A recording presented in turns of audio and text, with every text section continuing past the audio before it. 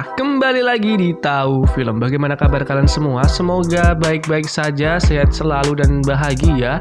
Pada kesempatan kali ini aku akan menceritakan alur cerita dari film The Conjuring, The Devil Made Me Do It. Buat kalian semua yang pengen nonton fullnya, wajib banget nonton itu.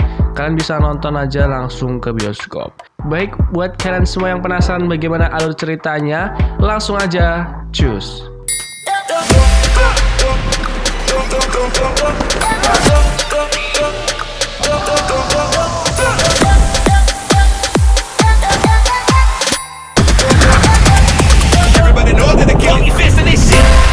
Berawal dari Ed dan Lauren Warren yang dipanggil untuk mengusir setan pada tubuh David Glatzel, seorang anak laki-laki berusia 8 tahun. Malam itu setelah berdoa-doa, mereka beristirahat sambil menunggu Pastor Gordon untuk mengusir setan. Tak lama kemudian David yang sendirian di kamar didatangi setan lagi dan merasukinya sampai-sampai ia menusuk kaki ayahnya sendiri. Bahkan jari David ini, cakaran tangannya itu kayak cakaran serigala loh bro. Langsunglah prosesi pengusiran setan pun dilakukan. Namun setan pada tubuh David malah mengamuk membuat angin menerpa dalam rumah dengan kencang. David yang di luar kendali bahkan sampai menyerang Ed dan menghentikan hatinya. Wow. Saat itu juga Lauren mendapatkan penglihatan tentang meja sihir dan seseorang, namun masih belum jelas itu siapa. Arnie atau pacar dari kakak David itu tak mendengarkan larangan Ed yang melarang berbicara dengan setan pada tubuh David. Bahkan Arnie meminta untuk setan itu tidak mengganggu David dan mengambilnya sebagai ganti dari David. Perlahan David pun mulai lemas dan tersadar. Namun kini teror baru dimulai pada Arnie. Ini orang cowok ya guys, bukan ani-ani. Kejadian itu juga membuat Ed terkena serangan jantung juga. Untungnya ia masih hidup ya karena ia juga termasuk peran utama. Masa ia udah meninggoy? Arnie yang tinggal bersama pacarnya atau kakak David dan seorang temannya lagi merasa tidak ada apa-apa pada dirinya. Sementara mereka merasakan bahagia. Sampai pada waktu Arnie bermain ke rumah David, di dalam rumah itu Arnie seperti dicekik oleh seorang wanita kurus yang gak ada cantik-cantiknya. Soalnya udah kayak mayat pucet gitu. Arnie pun mulai terus-terusan diteror oleh sosok wanita itu.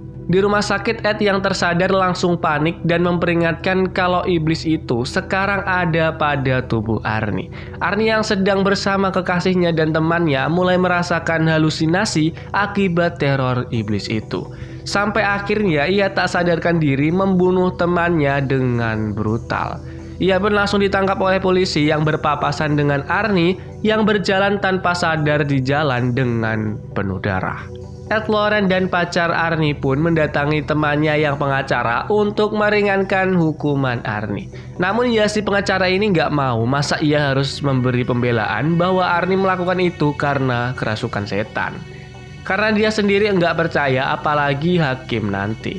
Tapi pengacara itu akhirnya mau kalau Ed dan Lauren berhasil meyakinkan dia bahwa setan itu ada. Tibalah pengacara itu pada sidang Arnie. Iya, dia percaya setelah dia diajak ke rumah Ed dan Lauren untuk ditemukan dengan Annabelle. Ngakak deh, langsung percaya dia. Namun pengadilan tetap akan memberikan keputusan hukuman mati kepada Arnie kalau Ed dan Lauren tidak menemukan buktinya. Ed yang kini harus di kursi roda bersama Lauren mulai menyelidiki kasus ini dari awal. Karena anehnya itu, setelah Arnie membunuh, seolah-olah setan itu menghilang begitu saja, bahkan Arnie bisa membaca kitab suci. Ternyata memang di bawah rumah keluarga David ada sebuah totem yang digunakan penyihir untuk mengutuk. Jadi benda itu memanggil iblis dan setelah iblis mengambil nyawa, iblis itu akan pergi. Makanya Arnie setelah membunuh itu tetap bisa membaca kitab suci. Mereka pun mulai mencari kasus yang mirip seperti ini ke kepolisian sekitar sana. Namun Ed dan Lauren disarankan untuk menemui Father Caster di mana ia mungkin yang tahu mengenai hal ini. Father ini mengetahui kalau ini perbuatan satanis yang menginginkan kekacauan. Dan kini penyihir itu menghubungi Arnie lagi yang sedang berada di dalam penjara. Akhirnya mereka menemukan kasus serupa dari kepolisian Danvers. Ed dan Lauren pun langsung pergi ke sana. Ternyata salah satu orang pada kasus itu masih menghilang. Sayangnya, Ed dan Lauren tidak boleh melihat berkas kasus itu kalau mereka tidak bisa membuktikan apa yang dikatakan mereka mengenai iblis. Lauren pun mengiyakan akan menemukan perempuan yang menghilang itu. Kini mereka bertiga pun pergi ke tempat kejadian ditemukannya korban. Lauren yang memang mempunyai kemampuan khusus langsung masuk ke dalam dimensi ketika kejadian itu terjadi. Sampai akhirnya ia mengetahui kalau wanita yang hilang itu ada di sungai bawah jurang. Untung aja Lauren ini masih sempat ditangkap sama Ed yang udah sempoyongan akibat ia lupa bawa obat. Polisi itu pun akhirnya akan memberikan berkas kasus yang sama-sama berhubungan dengan totem penyihir ini. Di hotel, Ed dan Lauren diberi kabar oleh pacar Arnie kalau iblis itu datang lagi dan menghantui Arnie untuk melakukan bunuh diri. Arnie pun dibekali air suci oleh pendeta penjara. Lauren sendiri sadar kalau iblis ini dipanggil dan dikendalikan, bukan datang sendiri. Lauren punya ide untuk pergi ke tempat mayat wanita yang baru ditemukan tadi, berharap ada koneksi di sana. Yaps, mereka berdua pun pergi ke kamar mayat. Lauren terpaksa memegang tangan mayat itu yang udah ya gitulah. Memang benar itu masih ada koneksi. Lauren pun terkoneksi menjadi wanita penyihir itu dan dia sedang mengendalikan Arnie lagi untuk menyelesaikan kutukannya. Untungnya Lauren ini pemeran utama, jadi dia bisa menghentikan penyihir itu. Namun ia baru sadar kalau koneksinya bekerja dua arah dan penyihir itu kini tahu Lauren dan Ed. Selesai dari itu, Lauren dan Ed pulang ke rumahnya. Lauren mengatakan kalau tempat penyihir itu sepertinya ada di bawah tanah, yang ada tetesan airnya juga dekat dengan rel kereta. Namun Ed tiba-tiba terjatuh tak sadarkan diri. Saat terbangun, Ed merasakan rumahnya telah terobrak-abrik. Benar saja, ada wanita penyihir itu di rumahnya, di mana wanita itu membuat sosok mayat hidup untuk menyerang Ed. Untung aja nih si Ed ya beragama lah ya. Jadi dia lawan tuh setan. Dan ketika Ed mau menusuk mayat itu dengan pisau, tangannya dihentikan. Karena ternyata Ed ini kerasukan guys. Karena yang mau dia tusuk itu adalah Lauren, istrinya sendiri. Dan mereka pun menemukan totem yang berada di dalam vas bunga di ruangan Ed. Artinya Ed juga dikutuk atau disantet lah ya, enaknya ngomong. Esoknya Lauren akan pergi ke rumah Father Castor untuk membantu menerjemahkan buku yang dimiliki mereka. Namun Ed yang ada di rumah baru menyadari kalau tempat penyihir itu ada di ruang bawah tanah milik Father Castor. Mantap dah. Ed pun langsung menyusul Lauren yang sudah sampai di sana. Lauren sendiri diajak Father Castor untuk menuju ruang bawah tanahnya. Dan ternyata penyihir itu adalah anak dari Father Castor ini. Father juga menjelaskan kalau untuk mematahkan kutukan harus menghancurkan altar yang digunakan.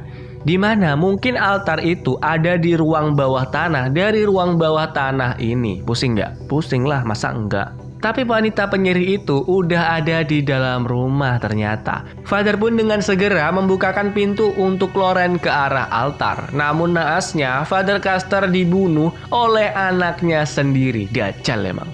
Lauren akhirnya berhasil menemukan altar itu, namun ia tidak kuat untuk merobohkannya. Sampai akhirnya wanita itu datang menghampirinya. Ed yang datang segera mencari keberadaan Lauren melalui pintu yang berbeda. Lauren sendiri udah mau ditusuk sama wanita Dajjal itu, namun karena sutradara berkehendak lain, Lauren pun masih bisa meloloskan diri. Namun Ed yang udah berhasil masuk malah terkena sihir dari wanita itu, yang membuatnya membabi buta menyerang Lauren menggunakan palu besar. Wanita penyihir itu kemudian menghubungi Arnie lagi untuk menyelesaikan kutukan. Pacarnya dan pastor gereja pun berusaha untuk menangani Arnie yang bahkan sekarang ini udah melayang-layang guys. Untungnya Ed dapat tersadar karena Lauren terus mengingatkan Ed dengan masa lalunya dulu waktu pertama kali bertemu. Asyik. Ed yang sadar langsung menghancurkan altar penyihir itu. Selamatlah Arnie yang udah dikit lagi mau menggorok lehernya. Dan wanita penyihir itu pun mati dengan mengenaskan karena jiwanya diambil oleh iblis yang telah ia panggil sendiri. Syukurin dah lu. Namun setelah itu semua, Arnie tetap dijatuhi hukuman 5 tahun atas tuduhan rencana pembunuhan. Ia menikah dengan pacarnya yang merupakan kakak dari David. Ya memang tujuannya cari bukti tadi bukan untuk ngebebasin Arnie, tapi untuk meringankan hukuman Arnie. Film pun selesai dengan mereka semua yang hidup bahagia sampai nanti ada film Conjuring lagi. Asik. Walaupun hantunya itu nggak serem-serem, emang film hantu itu nggak harus serem setannya. Yang penting itu ceritanya dan pengemasannya itu loh yang paling penting. Tuh, buat kalian semua yang penasaran langsung aja nonton full filmnya di bioskop, langsung aja cus pergi ke sana. Terima kasih buat kalian semua yang udah nonton, yang sudah subscribe, yang sudah like, yang sudah komen, yang sudah share. Terima kasih banyak.